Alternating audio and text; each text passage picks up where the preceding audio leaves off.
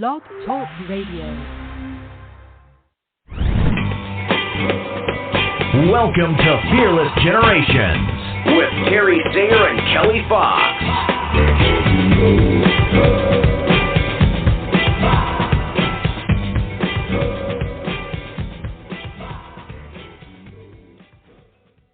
Hello and welcome to Fearless Generations, 12 Steps to Freedom. We are still on step 9, intention, and tonight is satisfaction increases. So, sounds like we have some fun to have tonight because when we're intentional, that satisfaction gets more. So, let me bring on my beautiful co-host, Terry Sayer. How are you doing tonight, Terry? I'm doing great. Thank you. Glad to be here. I am glad to have you. I'm excited to have this conversation with you about intention and how satisfaction increases when we are intentional. So, Terry, we've talked a lot about intentions this month. And we've talked about being intentional in our choices. We've talked about the tool of intention and how we can set intentions. So how have you seen in your practice of being intentional and using intentions, how have you seen your satisfaction increase? Well, I think that I know that we talk about intentions a lot in Fearless Living, and intentions are a tool as well as a way of living. And so for me, I have an overarching intention that drives my decision-making in my life every day. And then I have daily intentions, and then I have intentions in particular areas of my life, whether it be my business, my relationships, my health, whatever that might be. And I think that by setting intentions and coupling that with the practice of gratitudes and acknowledgments, you have a way of daily kind of checking up on your how you've been responsible to yourself. And that brings a lot of satisfaction to me. I'm a recovering perfectionist. I'm a list maker. I like structure. I embrace structure. And when I have the intention, which kind of like is the landscape of what I want to accomplish, which includes both my values and my goals, when I'm able to focus and take action on my intentions, there's a lot of satisfaction. And so I write my gratitudes and acknowledgments either at the end of the day or the beginning of the next day for the day before that. And when I can write down, particularly my acknowledgments, help me to focus on my intention and kind of not grade myself, but see where I'm getting out of my comfort zone, where I am taking risks, where I'm really focused on my overarching intention, which is the way I like to think, speak, and act based upon my relationship with my higher power. And it really brings a lot of satisfaction. So it's really kind of like a, checking off things that I've gotten done, but not that dependent on, although I love to check off things. I'll even write down things that I did where I met my intention and check them off even if they weren't on my list, because I love that little behavior of checking things off.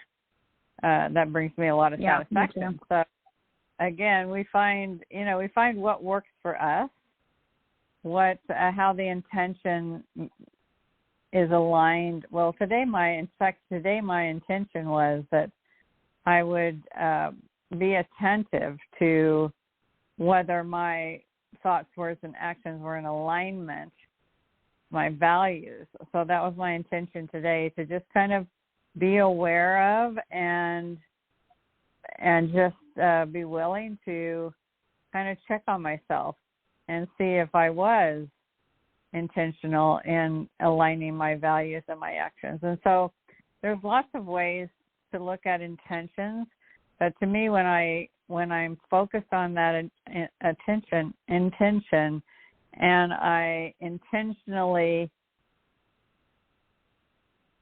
am aware of it, it just brings me great satisfaction because I'm moving forward.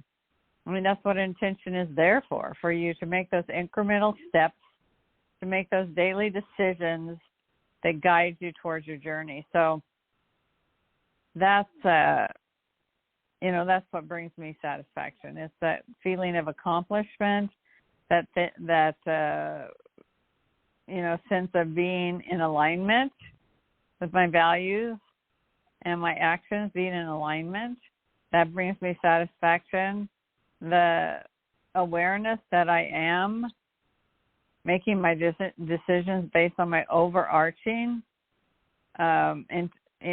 goal of being like for me, it's that Jesus is my higher power, to be like him, make decisions like he would make, be that loving person that he was.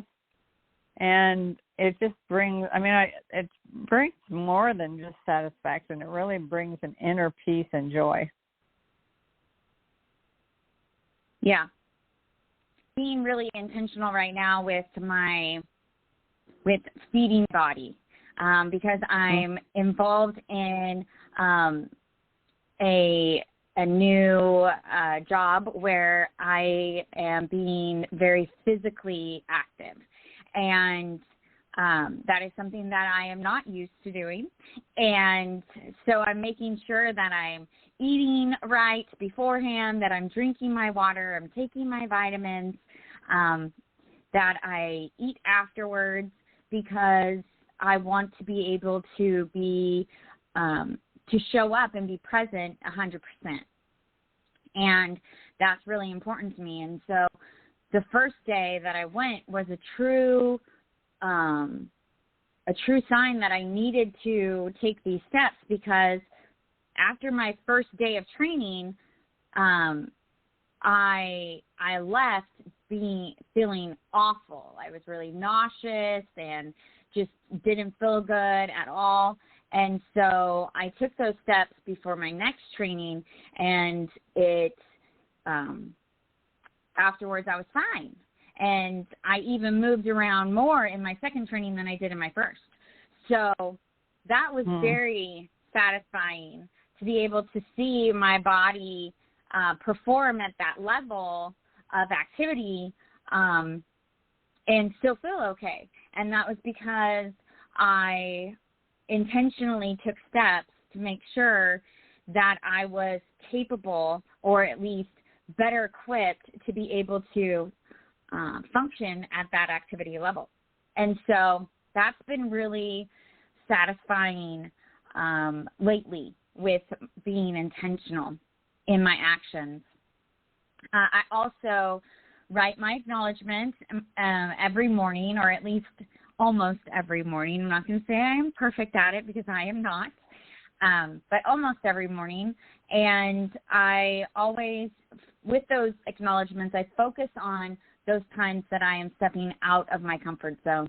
And it is always my intention to trust myself more. And so anytime that I'm trusting myself to step out of my comfort zone, to speak up, to be seen, to whatever it might be that I'm doing that day, I acknowledge myself for it. And by doing so, I force myself to own it. I anchor it in, and I have those bits of proof that I am making progress. I am moving forward. I am becoming more that person that I'm wanting to become.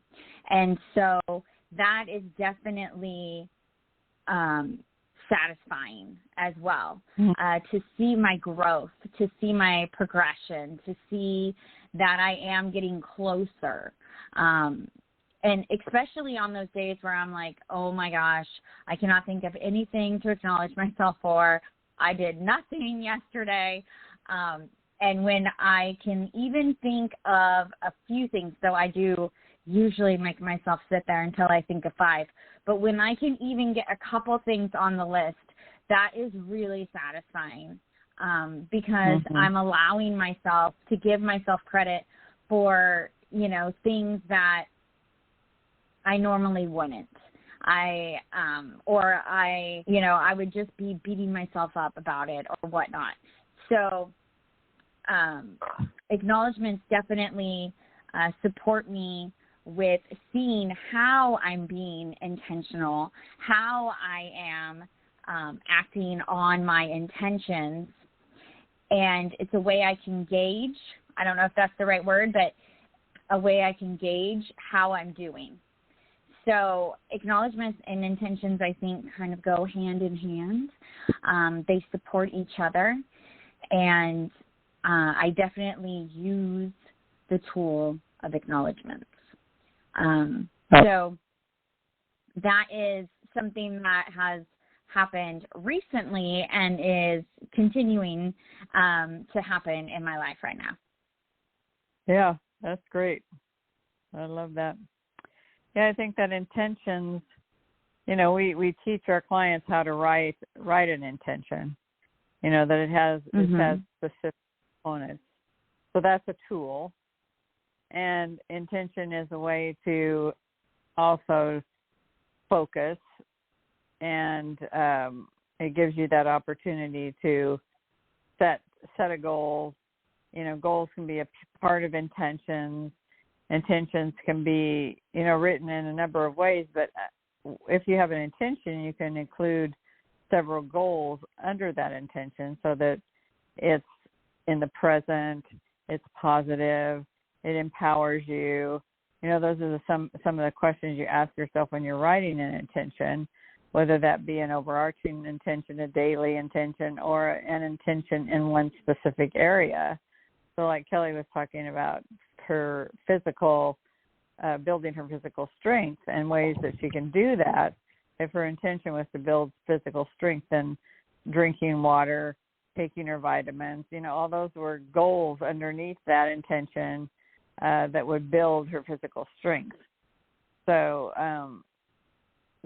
that's kind of one that I use as well, because it's kind of easy to relate to, because everybody wants to be healthy and have a long life and have energy. And so I'm 78 years old, so one of my health goals is to have abundant energy. And so my intention is that I will develop habits that, bring me abundant energy. So that's my intention. I'm willing to practice habits that will result in abundant energy. And then under that, I have my 5 goals of what to do. And, they're similar to what Kelly said. I'm going to take my vitamins. I'm going to exercise every day, which for me is walking. I walk 3 miles a day. That I'll eat less sugar, because sugar is something that, slows me down and just, it's not that good for you. I don't say I won't eat any sugar, because I know that's impossible for me. But I'm going to eat less sugar. And then I'm going to get enough sleep, because sleep is one of the things that really affects your ability to remember. In fact, they say that sleep deprivation really affects your memory. And so I'm not going to be that more mature lady who can't remember anything. So I am, I have a goal to get at least 7 hours of sleep every night. And then nutritionally, I want to make good choices and not eat late at night. And so those are some of the goals that I have underneath that intention. Those are the habits I'm going to develop, that I'm willing to develop in order to have abundant energy. So the tool works that way. The tool is you set your intention, and you have goals under your intention, and they empower you. They're in the present. They're positive. And you work through that tool. Then living your life intentionally is a verb. So now how are you going to live your life intentionally? So you've got the tool, you've got the desire, you've got the willingness, and you're going to be focused. To me, intentionally living my life is being focused. It's with clarity. It's that I really understand and love myself. I have compassion for myself. I tell myself the truth, and then I'm personally responsible to myself. So I'm accountable to myself, and that helps me to live intentionally. So it all kind of, there's synchronicity between the tool of writing intentions and goals and living intentionally and being clear and focused on what it is you want, and then using that tool as a way to get there. So it's really a way of life. It's a way of thinking. It's a way of being, and it's a tool that can assist you in that in the progress and the journey of clarity and vision. So it's definitely can bring you great satisfaction, because I used to talk as a teacher. We used to talk about motivation a lot. How do you motivate kids? Well, kids get motivated internally when they're making progress, when they're learning. That's what motivates them, is that satisfaction that comes from learning something, from doing something. And so motivation isn't something you can really teach independent of taking action, being willing to take risks, step out, put forth the effort, and receive the rewards, of living intentionally. And I think that's motivation, in a way. That's motivation as well. Absolutely. I think when you can see yourself progressing, then it's easier to motivate yourself to keep going. Once you have a object in motion, it's a lot easier to keep it in motion than, starting from it at a stopped position. But I think that intentions really support us in doing something when we aren't motivated, as long as we are committed. Because if we're committed to our intention, then we will do it even when we're not motivated to do it. Because we're not gonna want to always, show up and do the things. Sometimes we're tired, or we're hungry, or something has happened where we are just not in a place where we can, show up, and that motivation isn't there. And so in those moments, how committed are we to those intentions? And when we can act on those intentions, even when it's hard, the satisfaction will definitely increase, because we will be proving to ourselves that we can trust ourselves and that we mean something to ourselves, because we will show up for ourselves even when it's hard.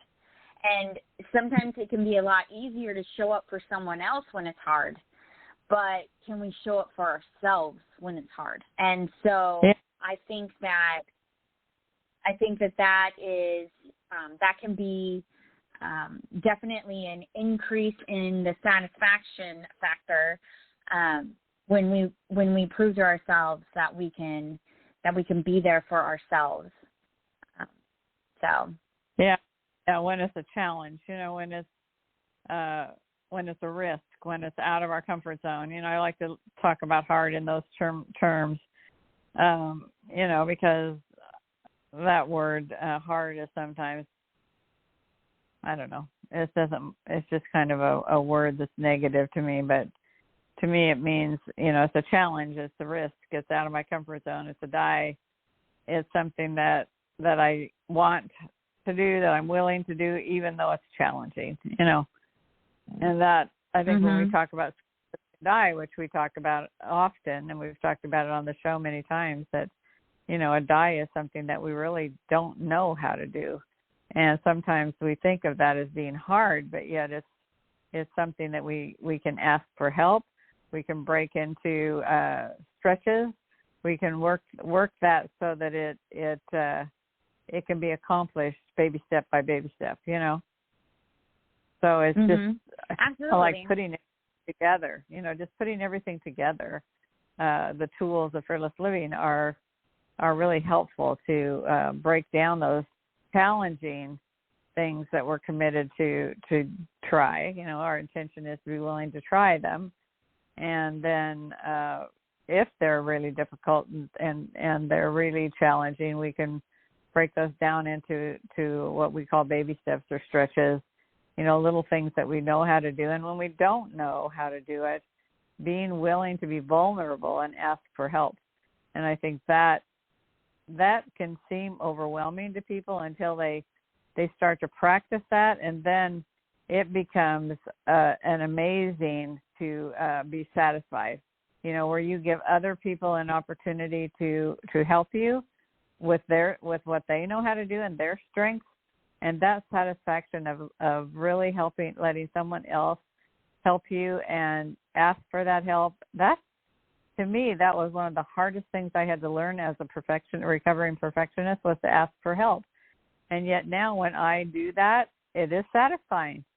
It actually brings me that feeling of accomplishment, and someone else I've been able to receive from other people, and that is an accomplishment and satisfying. So there's just so many things that we can do, so many actions that we can take, so many thoughts we can have, so many words we can speak that are satisfying because they're in alignment with our intention. So we are coming towards the end of the show tonight. So if there was one thing that you would want our listeners to walk away from the show tonight with, what would it be, Terry? Well, I think it would be to utilize the tool of acknowledgement with the tool of intention. Because when you set an intention, which means you're willing to practice, and at the end of the day or the beginning of the following day, you can write down and acknowledge yourself for those things that you practice. And you can write down about your growth, and you can really focus and be clear that you are in alignment with your intention, and you are moving forward, and you are growing in skills, in thoughts, and that's great satisfaction. Mm-hmm. Yeah, I agree. I love acknowledgments. Use them. Please use them. For me, I think that what I'd want our listeners to walk away with tonight, specifically around satisfaction increasing, is that when you can see yourself or see the results of intentional action, when you are intentionally making choices to support yourself, to do something that you want to do, satisfaction is going to increase. You know, and if that's taking care of your body better, if that's feeding your body, if that's giving your body water, like I'm doing, making sure you're getting enough sleep, like Terry was talking about, or if it's something completely different. But when you're being intentional and making intentional choices, and you see the results, that you're able to accomplish something, you're able to complete something, you're able to have the energy you need to sustain a vigorous activity, then your satisfaction is going to increase. And with that, your confidence is going to grow, your ability to trust yourself is going to grow, your motivation is going to grow. It's going to be a win-win-win. So please pay attention, get focused, like Terry said, get clear on what is it that you're really wanting, and then what are those intentional actions that you can take to support yourself in getting there. And if you need support with that, Terry and I are here for you. You can contact us through all of the social medias under Fearless Generations. The three main we're not on Twitter. But if you look for us on Instagram, LinkedIn, or Facebook, we are there under Fearless Generations. We would love to speak with you, share with you these tools, along with doing this podcast each week. Terry also does a thing called Terry Talks on Facebook, or you could also get it straight to your email of 1 minute pep talks or words of the day that are all focused around the step of the month. So this month, all of her Terry Talks are around intention, step 9. And that could be, extra that you're getting to support you in being more intentional. We also post articles written by others, also quotes by others, and other things to support you and along this path of really getting to know what intention is for you, how it can support you. And if you would like some one-on-one time, we definitely want to step up and do that with you as well. So just reach out to us on whatever social media you use. Send us a message, and we would love to set up a time to chat. So we want to also remind you to go to our website. There is all kinds of information there, as well as the last 9 years of podcasts. You can listen to what we were talking about, intention, in 2014, if you want to.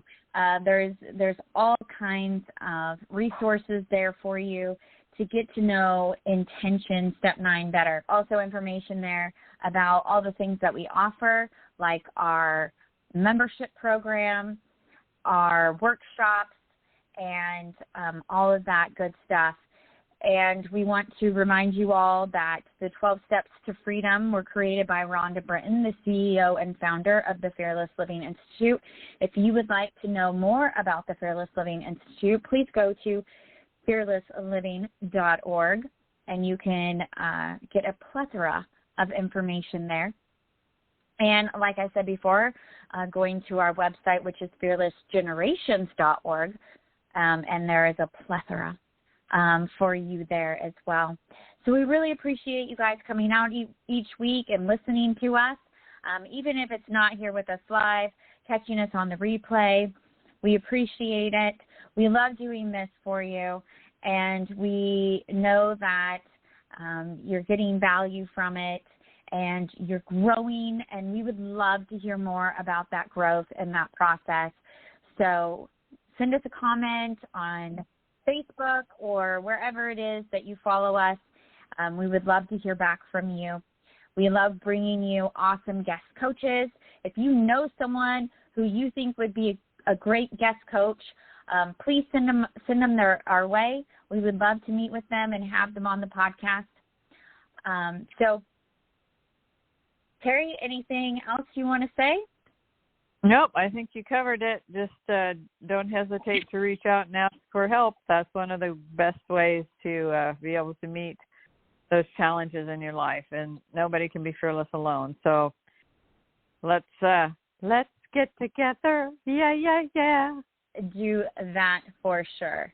Terry and I will be in Milwaukee from the 22nd to the 27th, so we won't be available then. But anytime after that, I have a pretty open schedule, and I know that we can fit you in and support you with whatever has got you stuck. So do reach out. And until next time, everybody, be fearless. Be fearless. Good night.